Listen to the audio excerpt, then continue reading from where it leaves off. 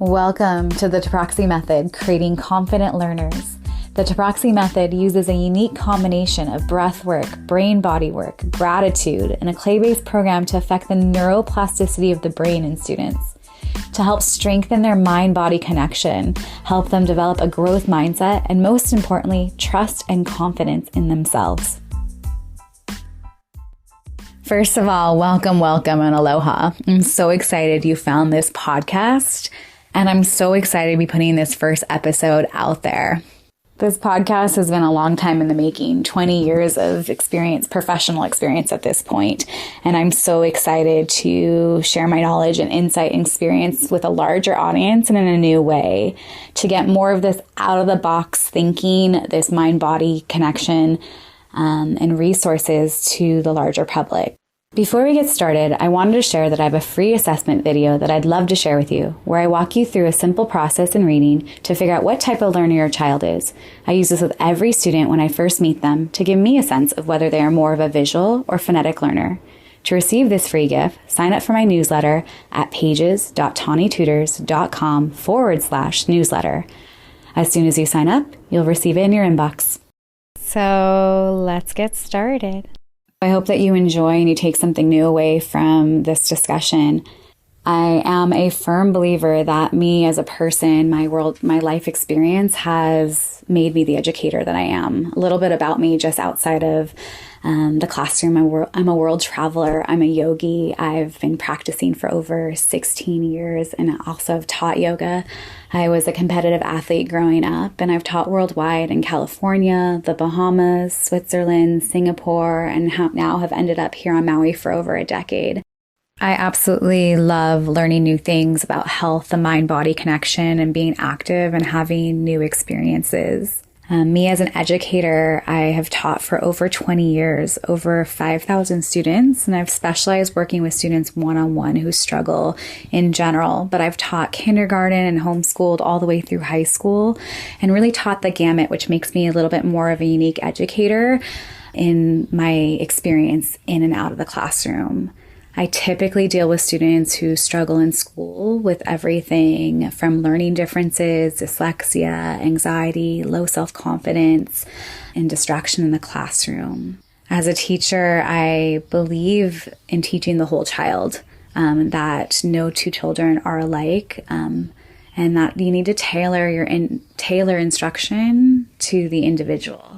With that being said, I still use this a very unique combination, this Toprakci method, this method that teaches the whole child, but also uses the brain-body connection and influencing the internal state so that when kids are more embodied, they're able to focus and retain knowledge a lot more, and that we can actually change the synaptic connections in the brain. When we're able to have students who are at ease and calm and confident, it actually allows for their true academic potential to be met and for them to develop a growth mindset to persevere through anything that may be challenging.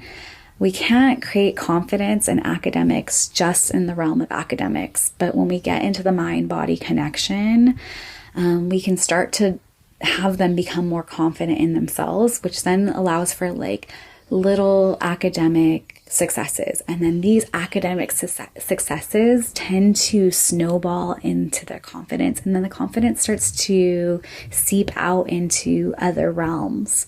And I've just said for years and years and years that really academics is the ability to create confidence. Once you create confidence in oneself, when a student is trusting and full of confidence, then they create the ability to learn and achieve. Otherwise, everything else is just not available to them. They're blocking themselves from being able to really retain or learn something new if they believe that they can't.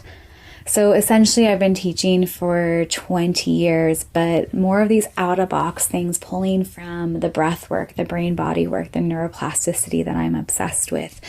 It really started with two of my students almost 10 years ago. They were a couple of boys who had been out of school for a moment, and they were testing at the lowest percentile of the grade level below them. So less than 10% of a year in front of them or below them. So across the board, academics were a struggle. And I needed to try everything and anything of my best teaching practices to get to them. And it was the out-of-box things, the gratitude, the body movement, the getting back into the body, even some of the yoga that really ended up helping them. And then a clay-based program that allowed them to orient the symbols of language so that they could start to read and write and do math fluently. So because of having students that I had never seen so far behind, I had to really start reaching and perfecting my method. What's ironic about this is that once I started using what I had used with them, with every other student who wasn't even struggling in the same realm, or even students who didn't struggle, it gave them another tool in their toolbox.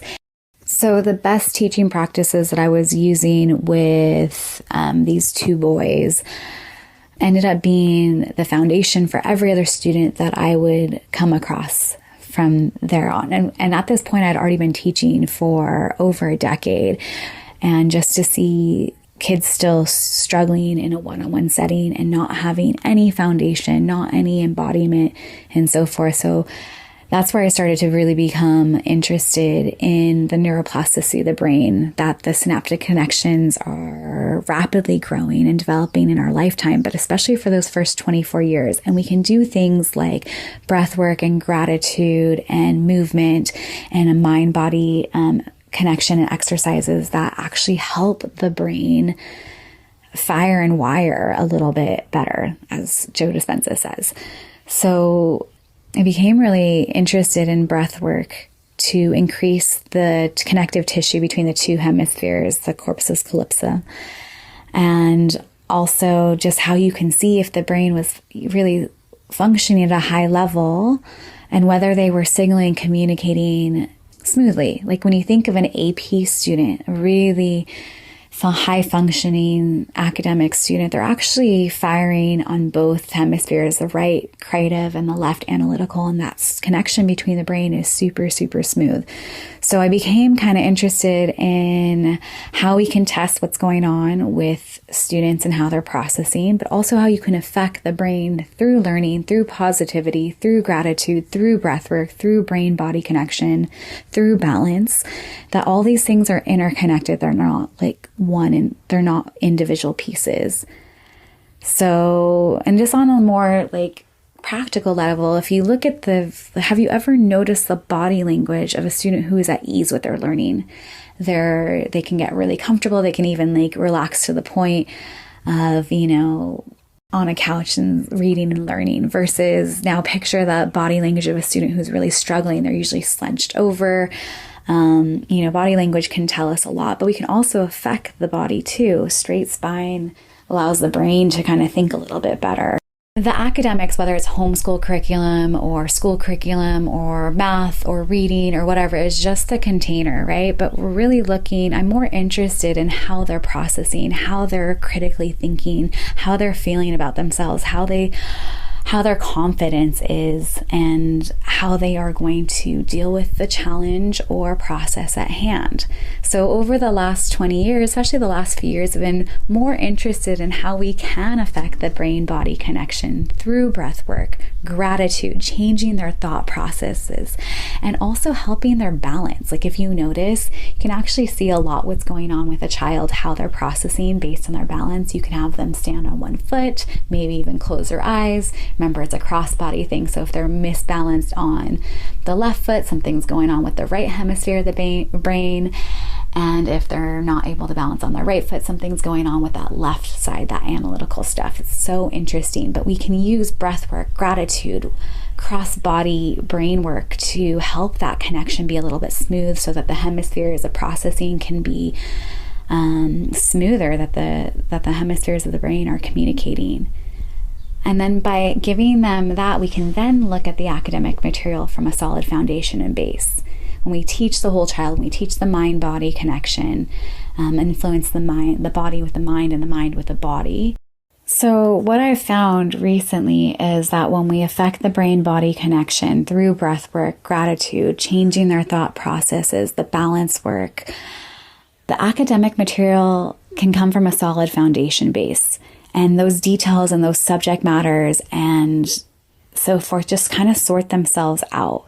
I am a firm believer in non-fluff, that if we get the core subjects, the reading, the number sense, the writing, the spelling in line, anything else can be, taken care of because those are the foundation. When we affect the cross hemisphere connection of the brain, we're helping them tap into problem-solving responses that they can naturally go to.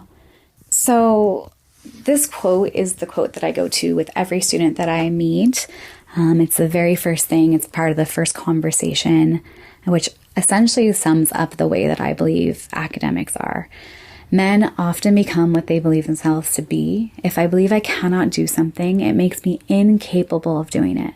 But when I believe I can, then I acquire the ability to do it, even if I didn't have in the beginning. This pretty much sums up what I believe in about education. This is from Mahatma Gandhi, and the part about this quote that is unique is, when I believe I can, then I acquire the ability to do it even if I didn't have the beginning. That's the whole basis of academics. If I don't know how yet, if I believe that I'll figure it out, that I'll learn, that I will process this, that I can achieve it, I will. There's, the Henry Ford, if you think you can, you can. If you think you can't, you can't. But this goes a little further. You might not have that ability to begin with, but if you believe that you will figure it out, right? It's anything in life. We're still learning as adults and so forth.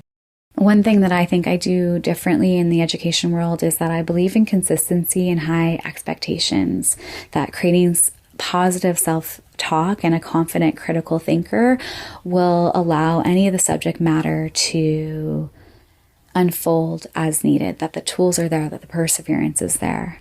What I tend to do is I have students come back to the question for themselves. How do you learn? How do you make sense of this for you, right? No one can go in and do the brain work for them. And there are some things that come naturally for some students and easily, and some things that don't, but we have to learn how to figure out for ourselves how it is. So consistency is kind of what creates that habit, those lasting changes, the embodiment being present in the body. And we always have to have a high expectation, but go at a pace that is sustainable, that a student can go. One of my biggest differences as an educator is I believe in discussion and the relationship that's fostered through discussion and is created over time. So I believe in teaching life skills first to affect the brain, the nervous system, the presence of the students, the focus, and then we can do the real work of academics with the right skill set and right tools and right foundation. So I tend to start every session with gratitude and breath work, and I consider this foundational work. This is where we build their academic foundation on a rock rather than sand.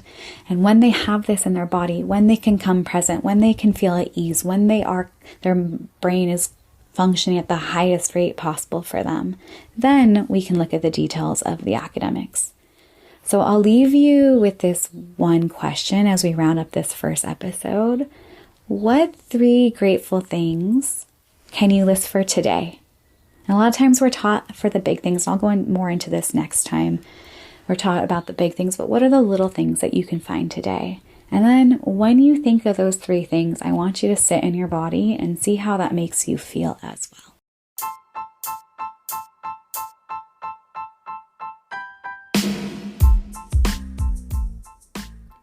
Thanks so much for listening. Before I go, I wanted to share that I have a free assessment video that I'd love to share with you, where I walk you through a simple process in reading to figure out what type of learner your child is. I use this with every student when I first meet them to give me a sense of whether they're more of a visual or phonetic learner, as it helps better prepare me on what tools are best to use moving forward. To receive this free gift, sign up for my newsletter at pages.tawnytutors.com/newsletter. As soon as you sign up, you'll receive it in your inbox.